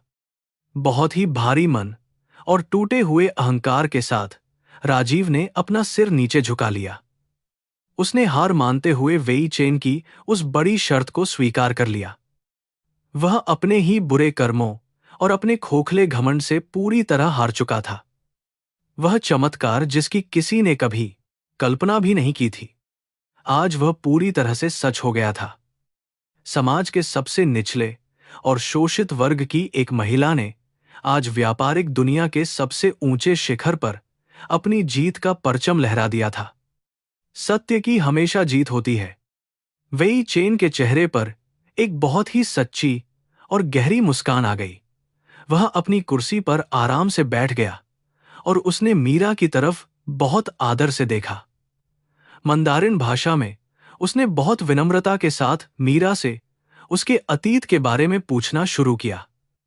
वह जानना चाहता था कि इतनी अद्भुत प्रतिभा वाली एक महान विदुषी महिला को किस मजबूरी ने दूसरों की गंदगी साफ करने पर मजबूर कर दिया। वेई चेन की आंखों में मीरा की उस दर्दनाक कहानी को सुनने की एक बहुत गहरी और सच्ची उत्सुकता साफ दिखाई दे रही थी। मीरा ने अपनी आंखें बंद कीं और एक बहुत ही गहरी सांस ली। उसके दिल में छुपा हुआ सालों का दर्द और खामोशी का वह भारी बोझ अब हमेशा के लिए खत्म होने वाला था। वह शानदार और महंगा कमरा जो कुछ देर पहले केवल पैसों की बात कर रहा था, अब भारत की एक बेबस महिला के महान बलिदान की कहानी सुनने के लिए पूरी तरह से तैयार था। मीरा ने अपने आंसुओं को पोंछा और अपने उस अतीत के पन्नों को खोलना शुरू किया जिसने उसकी पूरी जिंदगी को एक भयानक दुख और अंधेरे में धकेल दिया था। अपने अतीत को याद करते हुए मीरा का चेहरा एक अजीब सी उदासी में डूब गया। उसने धीमी आवाज में उस समय की बात बतानी शुरू की जब उसके जीवन में अनगिनत सपने और उम्मीदें हुआ करती थी। वहां बैठे सभी अमीर लोग अब बहुत ही ध्यान से उसकी दर्दनाक कहानी को सुन रहे थे। मीरा के शब्द केवल एक कहानी नहीं थे, बल्कि वे भारतीय समाज की उन क्रूर सच्चाइयों का पर्दाफाश कर रहे थे जो अक्सर बंद दरवाजों के पीछे ही दफन हो जाती है। एक नया और भावुक अध्याय अब उनके सामने खुलने जा रहा था। मीरा की आवाज में एक ऐसा दर्द था जो किसी भी पत्थर दिल इंसान को रुला सकता था। उसने वेई चेन को बताया कि कैसे एक समय वह बीजिंग की सड़कों पर अपने सुनहरे भविष्य की कल्पना किया करती थी। यह वह समय था जब उसने केवल ज्ञान की देवी की पूजा की थी, लेकिन नियति को कुछ और ही मंजूर था। उसके परिवार पर आई एक बहुत बड़ी मुसीबत ने उसके उन सभी खूबसूरत सपनों को पूरी तरह जलाकर राख कर दिया था। मीरा ने अपनी उस दुखभरी कहानी का सबसे पहला पन्ना पढ़ना शुरू कर दिया था। राजीव भी अब चुपचाप सुन रहा था। उसे अपनी उस ओछी मानसिकता पर पहली बार बहुत ज्यादा शर्म आ रही थी। उसने हमेशा गरीबों को केवल एक काम करने वाली मशीन समझा था, जिनके पास कोई दिल या कोई कहानी नहीं होती। लेकिन आज मीरा के उन शब्दों ने राजीव के दिमाग के सभी बंद दरवाजों को तोड़ दिया था। वह समझ गया था कि सड़क पर चलने वाला हर एक गरीब इंसान किसी न किसी बहुत बड़ी मजबूरी का शिकार होता है। मीरा की वह दर्दनाक आवाज अब उस पूरे शानदार कमरे में बहुत गहरे तक गूंज रही थी। वेई चेन ने अपनी आंखें बंद कर लीं और मीरा के उस भारी दर्द को अपने दिल में महसूस करने लगा। वह जानता था कि एक महान इंसान केवल अपने ज्ञान से नहीं, बल्कि अपनी उन कुर्बानियों से महान बनता है जो वह दूसरों के लिए करता है। मीरा अब केवल एक भाषा अनुवादक नहीं थी, बल्कि वह एक बहुत बड़ी प्रेरणा बन चुकी थी। कमरे की वह ठंडी हवा भी अब मीरा के दर्द में शामिल होकर बहने लगी थी। हर कोई यह जानने के लिए बहुत ज्यादा बेचैन था कि आखिर उस रात क्या हुआ था। मीरा ने अपनी दर्दभरी कहानी की शुरुआत अपने उस सुनहरे बचपन से की, जब वह एक बहुत ही होनहार छात्रा हुआ करती थी। उसके पिता एक मामूली स्कूल शिक्षक थे, जिन्होंने हमेशा उसे शिक्षा का महत्व समझाया था। अपनी कड़ी मेहनत और लगन के बल पर उसने अपनी भाषा की पढ़ाई में पूरे राज्य में टॉप किया था। उसे चीन के सबसे बड़े और प्रतिष्ठित बीजिंग विश्वविद्यालय से पूरी स्कॉलरशिप भी मिल गई थी। यह उसके और उसके छोटे से परिवार के लिए एक बहुत बड़ी उपलब्धि थी, जो उन्हें गरीबी से हमेशा के लिए बाहर निकाल सकती थी। मीरा ने बताया कि बीजिंग में बिताए गए वे कुछ महीने उसके जीवन के सबसे खूबसूरत और यादगार पल थे। वह चीनी संस्कृति, साहित्य और भाषा के उस असीम सागर में पूरी तरह से डूब गई थी। उसके प्रोफेसर उसकी अद्भुत प्रतिभा और उसकी तेज याददाश्त से बहुत ज्यादा प्रभावित थे। ऐसा लगता था कि मानो उसका जन्म केवल इसी महान काम के लिए हुआ हो। उसके सामने एक बहुत ही उज्जवल और शानदार भविष्य बाहें फैलाकर उसका इंतजार कर रहा था। लेकिन नियति को किसी गरीब की यह खुशी और यह सफलता शायद बिल्कुल भी बर्दाश्त नहीं थी। एक दिन भारत से आए एक बहुत ही मनहूस टेलीफोन कॉल ने उसकी उस खुशहाल दुनिया को हमेशा के लिए उजाड़ दिया। उसके पिता को अचानक दिल का दौरा पड़ा था और उनका व्यापार में भारी नुकसान हो गया था। मीरा की बड़ी बहन की शादी तय हो चुकी थी, लेकिन ससुराल वाले बहुत ज्यादा दहेज मांग रहे थे। भारत की उस क्रूर और अमानवीय दहेज प्रथा ने एक पिता को पूरी तरह से तोड़कर रख दिया था। अगर दहेज नहीं दिया जाता तो बहन की शादी टूट जाती और परिवार को भयंकर सामाजिक अपमान सहना पड़ता। मीरा के पास अपनी उस लाचार स्थिति में केवल एक ही रास्ता बचा था, जो बहुत दर्दनाक था। भारतीय संस्कृति में माता पिता की सेवा और उनके सम्मान की रक्षा करना एक बच्चे का सबसे बड़ा और पवित्र कर्तव्य माना जाता है। मीरा ने बिना कोई दूसरी बार सोचे अपने उस महान भविष्य और अपनी पढ़ाई को हमेशा के लिए त्याग दिया। वह रोते हुए अपनी किताबें छोड़कर तुरंत वापस भारत लौट आई ताकि वह अपने पिता का कर्ज उतार सके। यह एक होनहार बेटी का अपने परिवार के सम्मान के लिए दिया गया सबसे बड़ा और रुलाने वाला बलिदान था। भारत लौटने के बाद उसके जीवन का असली संघर्ष और दुख शुरू हुआ, जिसने उसे पूरी तरह तोड़ दिया। कर्ज चुकाने के लिए उसे एक आदमी से मजबूरी में शादी करनी पड़ी जो उसे बिल्कुल नहीं समझता था। उसका पति एक बहुत ही क्रूर इंसान था जिसने मीरा को केवल एक नौकरानी और पैसे कमाने की मशीन समझा। वह मीरा की महान शिक्षा और उसकी अनमोल प्रतिभा का हर दिन बहुत बुरी तरह से मजाक उड़ाता था। मीरा के सारे सपने और उसकी सारी उम्मीदें उस दमघोंटू रिश्ते में पूरी तरह से घुटकर मर गईं। जब उसकी प्यारी बेटी रिया का जन्म हुआ तो मीरा को लगा कि शायद अब उसकी जिंदगी में कुछ रोशनी आएगी, लेकिन भगवान ने शायद उसकी किस्मत में केवल दुख ही लिखे थे। रिया को जन्म से ही दिल की एक बहुत गंभीर बीमारी थी जिसका इलाज बहुत ज्यादा महंगा था। ये बात जानकर उसके क्रूर पति ने उन दोनों को हमेशा के लिए घर से बाहर निकाल दिया। एक बीमार बच्ची के साथ सड़क पर अकेली खड़ी मीरा का पूरी दुनिया में कोई भी सहारा नहीं था। वह भारतीय समाज के उस भयानक अंधेरे में अकेली रह गई थी। अपनी बेटी की जान बचाने के लिए मीरा ने अपने स्वाभिमान और महान शिक्षा को एक बक्से में बंद कर दिया। उसने मुंबई की इस निर्दयी दुनिया में एक साधारण सफाई कर्मचारी की नौकरी स्वीकार कर ली जिसे सब नीचा मानते थे। वह हर रोज अपना खून पसीना एक करती थी ताकि वह अपनी रिया की दवाइयां खरीद सके। उसने लोगों के ताने सुने, उनके भयानक अपमान को सहा, लेकिन कभी अपने आंसुओं को किसी के सामने बहने नहीं दिया। यह एक मां का वह निस्वार्थ कर्म था जो किसी भी तपस्या से बहुत बड़ा है। मीरा की यह रुला देने वाली कहानी सुनकर कमरे में एक बहुत गहरा और भयानक सन्नाटा छा गया था। राजीव कपूर की आंखें, जो हमेशा घमंड से भरी रहती थीं, अब पूरी तरह से शर्म और आंसुओं से झुक गई थीं। उसे पहली बार यह एहसास हो रहा था कि जिस औरत को वह सड़क का कूड़ा समझता था, वह असल में सोने का एक बहुत ही पवित्र और अनमोल टुकड़ा है।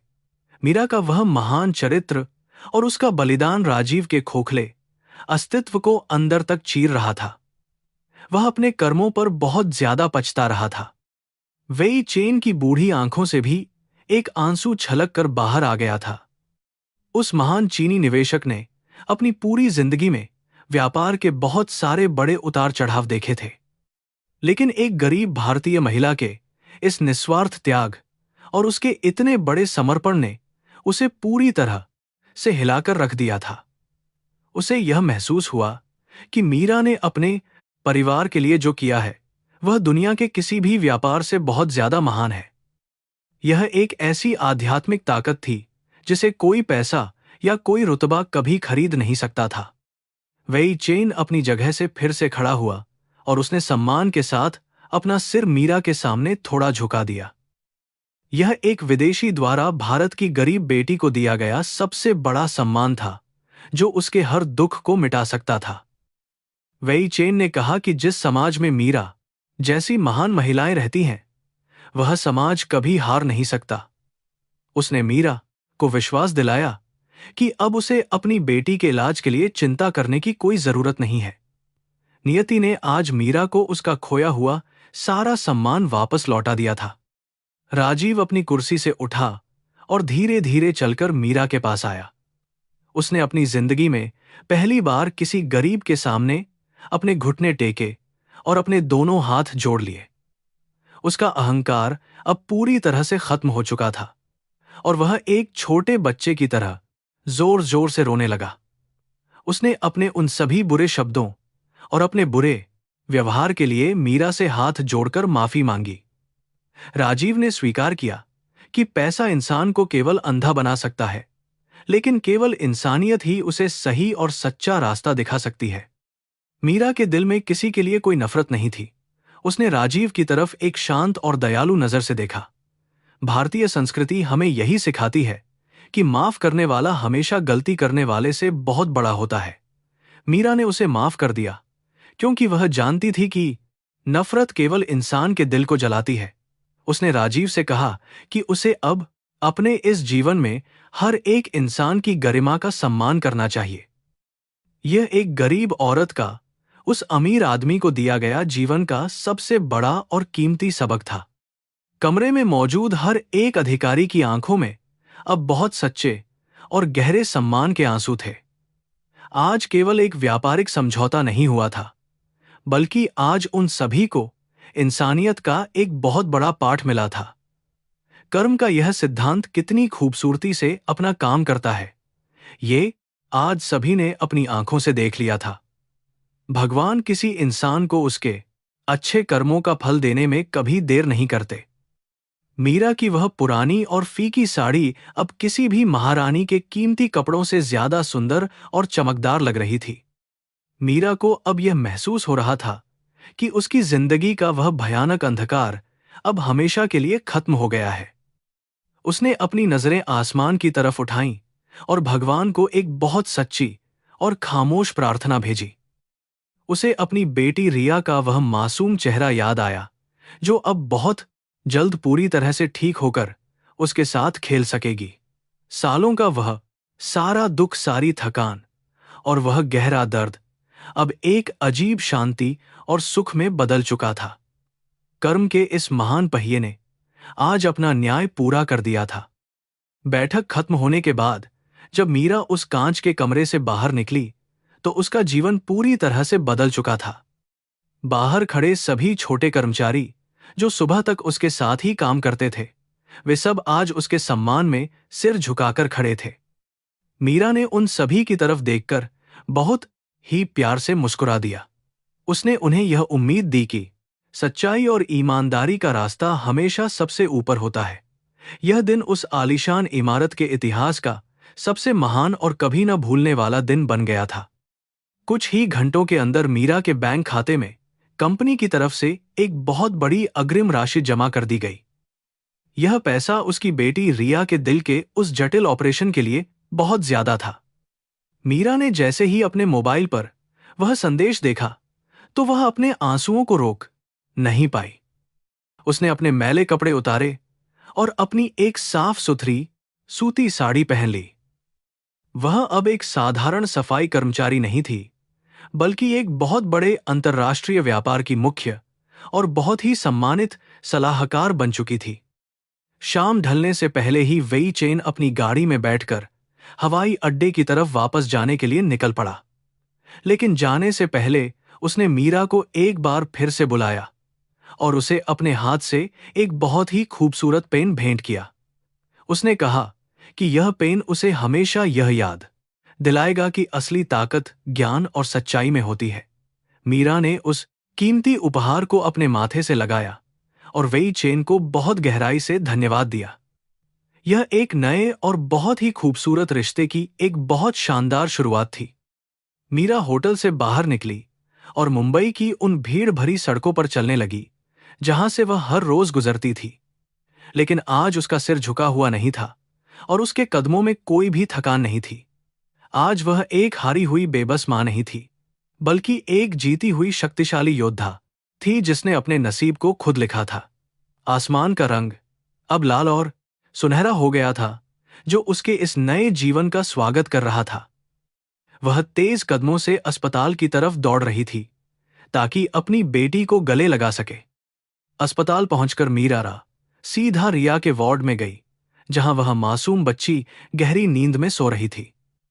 मीरा ने धीरे से रिया के माथे को चूमा और उसके छोटे से हाथ को अपने हाथ में ले लिया। उसने रोते हुए रिया के कानों में बहुत ही प्यार से कहा कि अब हम दोनों को और ज्यादा दुख नहीं सहना पड़ेगा। रिया ने नींद में ही थोड़ा सा मुस्कुरा दिया, जैसे उसे अपनी मां की बात पूरी तरह से समझ आ गई हो। भारत की इस गरीब मां ने आज अपनी सबसे बड़ी और भयानक जंग जीत ली थी। यह कहानी केवल एक मीरा की नहीं है, बल्कि यह भारत की उन सभी महान और बहादुर महिलाओं की कहानी है जो हर दिन समाज के बहुत भयानक तानों और क्रूरताओं को सहती हैं, लेकिन फिर भी कभी अपना रास्ता नहीं बदलती। कर्म का नियम कभी भी किसी इंसान के साथ भेदभाव कारा महान के लिए नहीं करता है, और वह अपना हिसाब जरूर करता है, अंधेरा चाहे कितना भी ज्यादा गहरा और भयानक क्यों न हो। एक छोटी सी ज्ञान की रोशनी उसे हमेशा के लिए मिटा सकती है। मीरा की यह सफलता इसी पवित्र सत्य का एक बहुत बड़ा प्रमाण है। रात के उस गहरे सन्नाटे में अस्पताल की खिड़की से चांद की एक बहुत ही सुंदर और सफेद रोशनी अंदर आ रही थी। यह रोशनी सीधा उस मां और उसकी बीमार बेटी के मासूम चेहरे पर पड़ रही थी, जो अब चैन से सो रही थी। मीरा ने अपने जीवन की सबसे बड़ी और खतरनाक परीक्षा को अपनी ईमानदारी से पास कर लिया था। भगवान की वह अदालत हमेशा न्याय करती है। यह बात आज उस आलीशान कमरे में पूरी तरह से साबित हो चुकी थी। कल की सुबह उनके लिए एक नया और सुनहरा भविष्य लेकर आने वाली थी। अगली सुबह जब मीरा ताज हेरिटेज होटल पहुंची, तो सब कुछ पूरी तरह से बदल चुका था। आज वह उस संकरी और अंधेरी सर्विस लाइन से नहीं, बल्कि मुख्य कांच के दरवाजे से अंदर आई थी। जिन संगमरमर के फर्शों को वह कल तक घुटनों के बल बैठकर साफ करती थी, आज वह उन्हीं पर बहुत शान से चल रही थी। यह समय का एक बहुत ही अद्भुत और शक्तिशाली चक्र था। भारतीय दर्शन में इसे ही कर्म का अटूट नियम कहा जाता है, जो कभी भी किसी के साथ कोई अन्याय नहीं करता। सच्चाई की हमेशा जीत होती है। दरवाजे पर खड़े सुरक्षा गार्डों ने, जो कल तक उसे बुरी तरह दुत्कारते थे, आज उसे देखकर बहुत आदर से सलाम किया। मीरा ने किसी भी तरह का कोई अहंकार नहीं दिखाया और उन्हें बहुत ही प्यार भरी मुस्कान के साथ जवाब दिया। वह जानती थी कि सम्मान कभी किसी पद या पैसे से नहीं मिलता, बल्कि यह इंसान के धर्म और उसके अच्छे आचरण से पैदा होता है। मीरा का यह सरल और पवित्र स्वभाव उसे उस आलीशान इमारत के सभी अमीर लोगों से बहुत ज्यादा अलग और महान बना रहा था। वह बिल्कुल शांत थी। मीरा को सबसे ऊपरी मंजिल पर एक बहुत ही शानदार और बड़ा केबिन दिया गया था। उस कमरे की बड़ी कांच की खिड़की से पूरे मुंबई शहर का बहुत ही खूबसूरत नजारा दिखाई देता था। मीरा वहां खड़ी होकर उस शहर की दोहरी सच्चाई को बहुत गहराई से महसूस कर रही थी। एक तरफ गगनचुंबी इमारतें थीं और दूसरी तरफ धारावी की वे घनी झुग्गियां थीं, जहां उसने अपने जीवन के सबसे काले और डरावने दिन बिताए थे। उसका यह सफर भारत के उस भयानक वर्ग भेद को तोड़कर यहां तक पहुंचने की एक बहुत महान कहानी था। तभी उसके केबिन के दरवाजे पर एक बहुत ही हल्की सी दस्तक हुई। जब मीरा ने मुड़कर देखा, तो वहां राजीव कपूर खड़ा था। कल तक जो आदमी एक क्रूर तानाशाह की तरह पूरे होटल में दहाड़ता था, आज वह पूरी तरह से टूट चुका था। उसके हाथों में कुछ महत्वपूर्ण फाइलें थीं और उसकी आंखों में एक बहुत गहरी शर्मिंदगी साफ दिखाई दे रही थी। वह अपनी नजरें मीरा से बिल्कुल नहीं मिला पा रहा था। काल के इस कठोर पहिए ने राजीव के उस झूठे और खोखले घमंड को पूरी तरह से कुचल कर रख दिया था।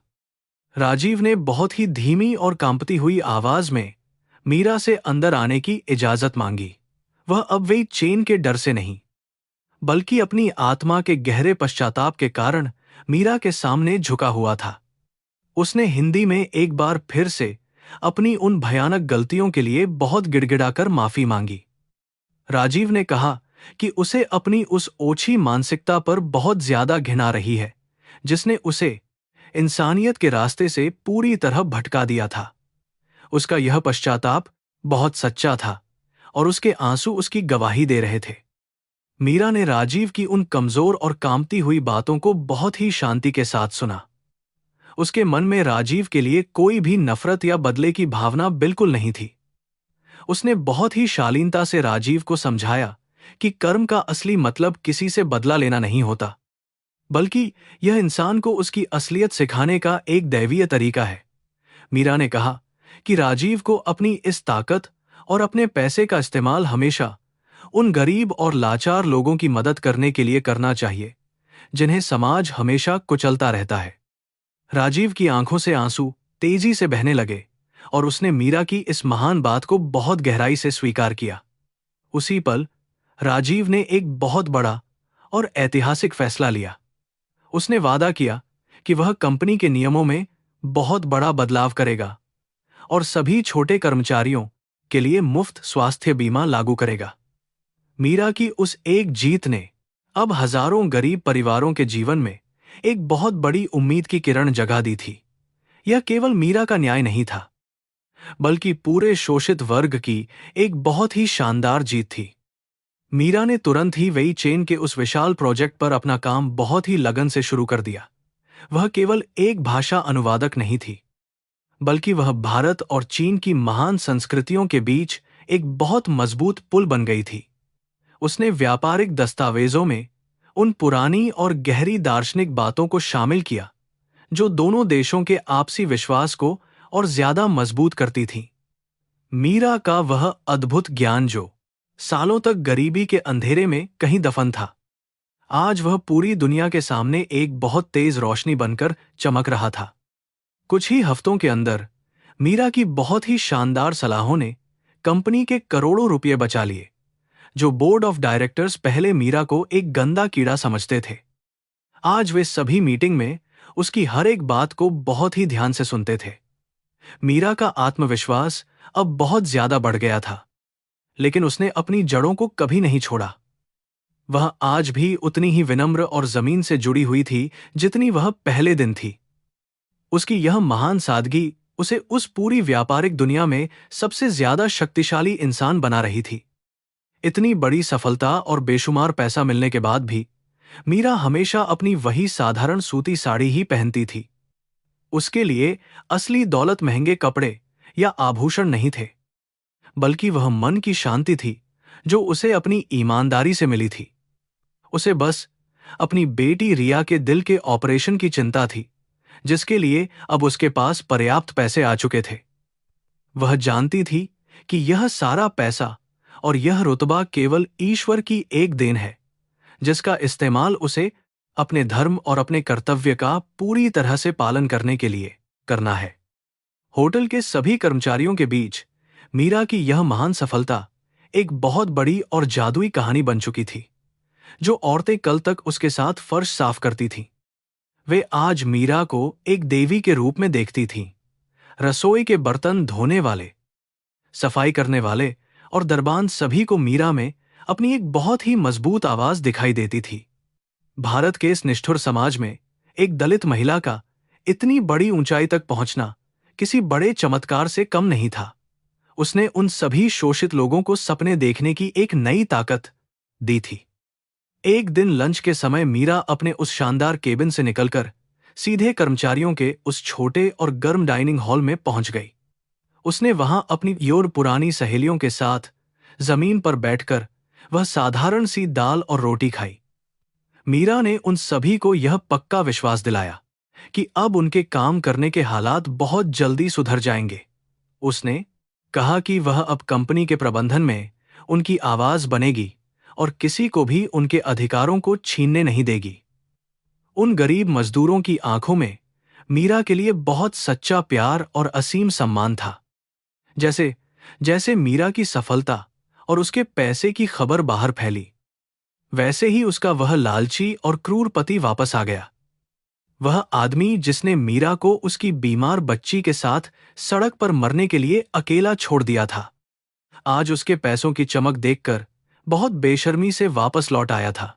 वह मीरा के पैरों में गिरकर झूठे आंसू बहा रहा था और परिवार को फिर से जोड़ने की दुहाई दे रहा था। यह मीरा की जिंदगी का एक और बहुत बड़ा इम्तिहान था, जहां उसे अपने दिल और दिमाग को पूरी तरह से मजबूत रखना था। मीरा ने उस धोखेबाज इंसान की तरफ एक बहुत ही ठंडी और कठोर नजर से देखा। उसके मन में उस आदमी के लिए न तो कोई प्यार बचा था और न ही कोई गुस्सा। उसने बहुत ही शांत लेकिन बहुत सख्त आवाज में कहा कि उसका उस इंसान से अब कोई भी रिश्ता नहीं है। भारतीय समाज की वह पुरानी बेड़ियां जो एक औरत को हमेशा उसके अत्याचारी पति का गुलाम बनाए रखती हैं, आज मीरा ने उन सभी जंजीरों को हमेशा के लिए तोड़ दिया था। उसने उसे कानूनी रूप से अपनी जिंदगी से हमेशा के लिए निकाल दिया। मीरा का वह डरावना आत्मविश्वास देखकर वह लालची आदमी पूरी तरह से हार गया और वहां से चुपचाप भाग गया। उस दिन मीरा को यह पूरी तरह से महसूस हुआ कि वह सही मायनों में आजाद हो चुकी है। यह आजादी केवल पैसों की नहीं थी, बल्कि यह उस सड़ी गली पितृसत्तात्मक सोच से आजादी थी जो औरतों की आत्मा को कुचल देती है। मीरा ने यह साबित कर दिया था कि एक अकेली औरत न केवल अपने दम पर खड़ी हो सकती है, बल्कि वह पूरी दुनिया को अपने महान विचारों और अपने ज्ञान से झुका भी सकती है। कुछ ही दिनों के बाद रिया के उस बहुत बड़े और जटिल ऑपरेशन का दिन आखिरकार आ गया।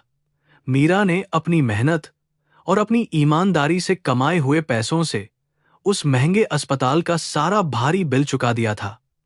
अब उसे किसी भी अमीर के सामने हाथ फैलाने की या किसी की झूठी दया की कोई जरूरत नहीं थी। उसके कर्मों ने उसे वह ताकत दी थी जिससे वह अपनी बेटी की जान बचा सकती थी। यह धर्म की जीत थी जो किसी भी इंसान को उसके अच्छे कामों के बदले में हमेशा एक बहुत बड़ा इनाम देती है। जब रिया ऑपरेशन थिएटर के अंदर जिंदगी और मौत से लड़ रही थी, तब मीरा बाहर बैठी बहुत ही खामोशी से प्रार्थना कर रही थी। वह अपनी आंखें बंद करके पुराने संस्कृत के श्लोकों का जाप कर रही थी। उसका पूरा ध्यान जीवन के उस महान चक्र पर था जो जन्म, मृत्यु और कर्म के इर्द गिर्द घूमता है।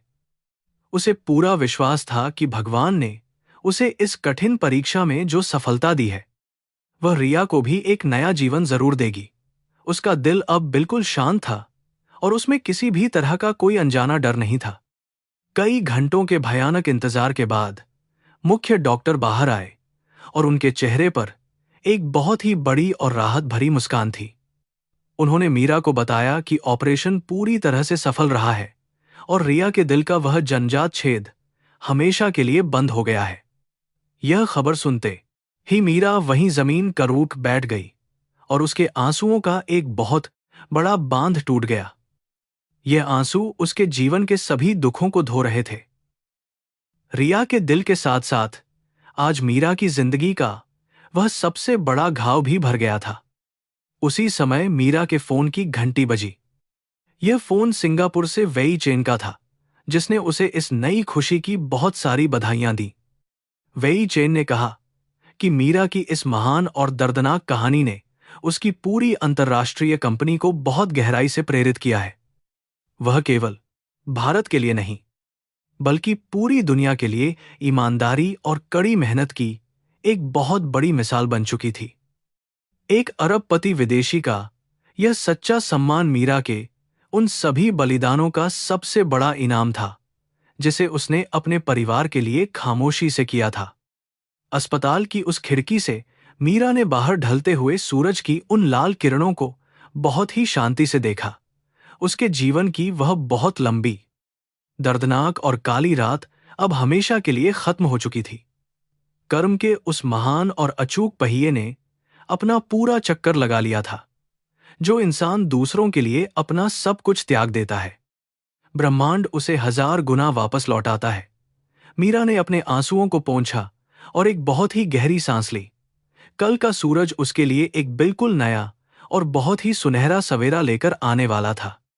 मीरा ने उस शाम अस्पताल के छोटे से मंदिर में जाकर भगवान के सामने अपने दोनों हाथ जोड़ लिए।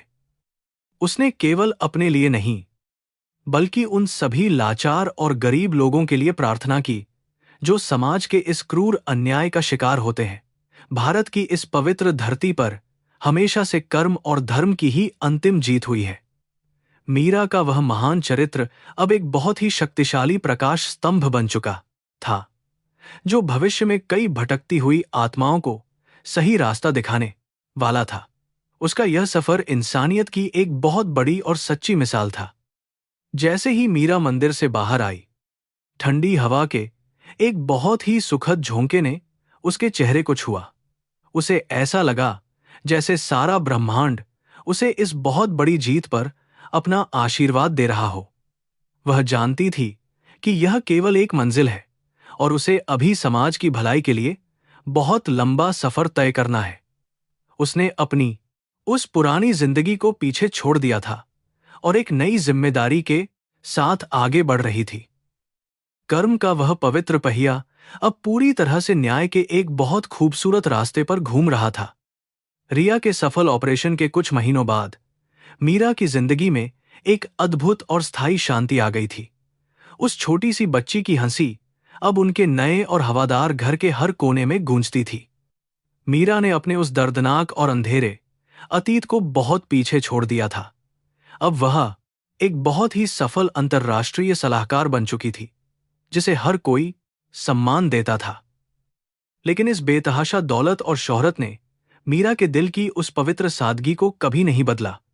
वह आज भी वही शांत और दयालु महिला थी।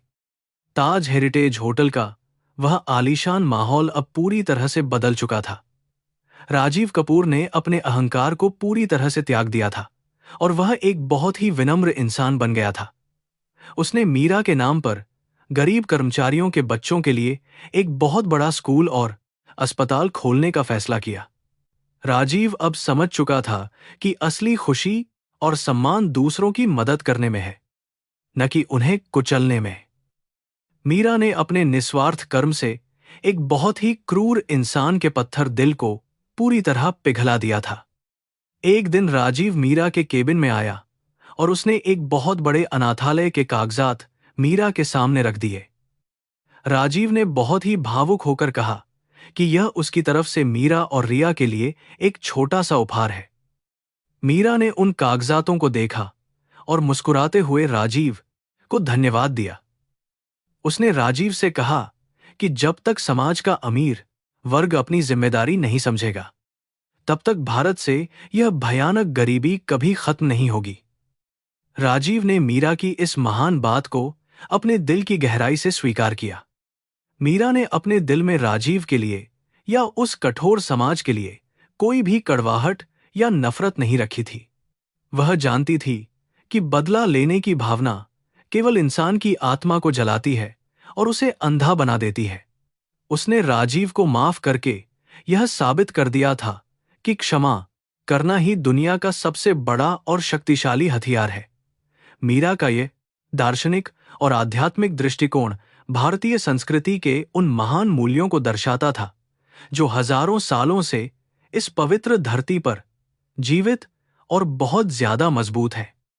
अपनी बेटी के पूरी तरह से स्वस्थ होने की खुशी में मीरा ने पवित्र गंगा नदी के दर्शन करने का एक बहुत बड़ा फैसला किया। वह बनारस की उन प्राचीन और रहस्यमयी गलियों में जाकर ईश्वर को धन्यवाद देना चाहती थी। बनारस, जिसे काशी भी कहा जाता है, वह शहर है जहां इंसान को जन्म और मृत्यु के उस महान चक्र से हमेशा के लिए मुक्ति मिल जाती है। मीरा ने अपने कुछ खास और पुराने गरीब दोस्तों को भी इस पवित्र यात्रा में अपने साथ चलने के लिए बहुत ही प्यार से आमंत्रित किया। जब मीरा और रिया काशी की उस पवित्र भूमि पर पहुंचे, तो वहां की हवा में एक अजीब सी जादुई शांति और दिव्यता थी। मंदिरों की घंटियों की वह गूंज और पुजारियों के संस्कृत मंत्रों का उच्चारण सीधे इंसान की आत्मा को छू रहा था। मीरा ने रिया का हाथ कसकर पकड़ा हुआ था और उसकी आंखों में एक बहुत गहरी कृतज्ञता के आंसू थे। वह उन संकरी गलियों से गुजरते हुए यह सोच रही थी कि कैसे नियति ने उसे मौत के मुंह से निकालकर जीवन के इस बहुत ही सुंदर मुकाम पर पहुंचा दिया। रात के उस गहरे अंधेरे में गंगा नदी का किनारा अनगिनत दियों की अद्भुत रोशनी से जगमगा रहा था। हर एक दिया किसी न किसी भक्त की प्रार्थना और उसकी उम्मीद का एक बहुत ही सुंदर प्रतीक था।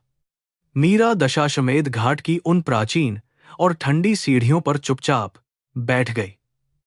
उसने अपनी आंखें बंद कीं और नदी की उन कोमल लहरों की आवाज को बहुत ध्यान से सुनने लगी। यह आवाज उसे यह एहसास दिला रही थी कि समय की यह महान धारा इंसान के सारे दुखों और सारे दर्दों को अपने साथ बहा ले जाती है। कुछ ही घंटों में उस गहरी रात का अंधेरा धीरे धीरे कम होने लगा और आसमान में एक बहुत ही हल्की सी नीली रोशनी फैलने लगी। यह एक नए दिन और एक नए जीवन की बहुत ही खूबसूरत शुरुआत का संकेत था। घाट पर बैठे सभी साधु और संत सूरज देवता का स्वागत करने के लिए अपनी बहुत गहरी ध्यान मुद्रा में जा चुके थे। मीरा ने अपनी बेटी रिया को अपनी गोद में उठाया और उसे बहुत ही प्यार से चूम लिया। रिया अब पूरी तरह से स्वस्थ थी और उसकी मुस्कान बहुत ही ज्यादा प्यारी लग रही थी। मीरा धीरे धीरे उठकर गंगा नदी के उस बेहद पवित्र और ठंडे पानी की तरफ आगे बढ़ने लगी। उसने अपनी पुरानी सूती साड़ी पहनी हुई थी, जो उसकी उस महान सादगी और उसकी उस पवित्र आत्मा का प्रतीक थी। पानी में अपना पहला कदम रखते ही मीरा को एक ऐसी अजीब सी शांति महसूस हुई जिसे शब्दों में बिल्कुल भी बयां नहीं किया जा सकता। यह ऐसा था जैसे सदियों पुराना कोई बहुत भारी और भयानक बोझ अचानक उसके कंधों से हमेशा के लिए उतर गया हो। गंगा मां ने अपनी इस दुखी बेटी को गले लगा लिया था। पानी में खड़ी होकर मीरा ने अपने दोनों हाथों में जल लिया और सूरज की उन पहली लाल किरणों को अर्घ्य दिया। उसने अपने मन में उस महान ईश्वर को बहुत गहराई से धन्यवाद दिया, जिसने उसे हर भयानक दुख को सहने की एक बहुत बड़ी ताकत दी। उसने अपने उस क्रूर पति को भी पूरी तरह से माफ कर दिया था, जिसने उसे सड़क पर छोड़ दिया था। क्षमा के इस बहुत बड़े और पवित्र दान ने मीरा के दिल को पूरी तरह से साफ और बहुत ज्यादा हल्का कर दिया था। वह अब बिल्कुल आजाद थी। मीरा ने फूलों से सजा हुआ एक बहुत ही सुंदर मिट्टी का दिया खरीदा और उसमें कपूर जलाया।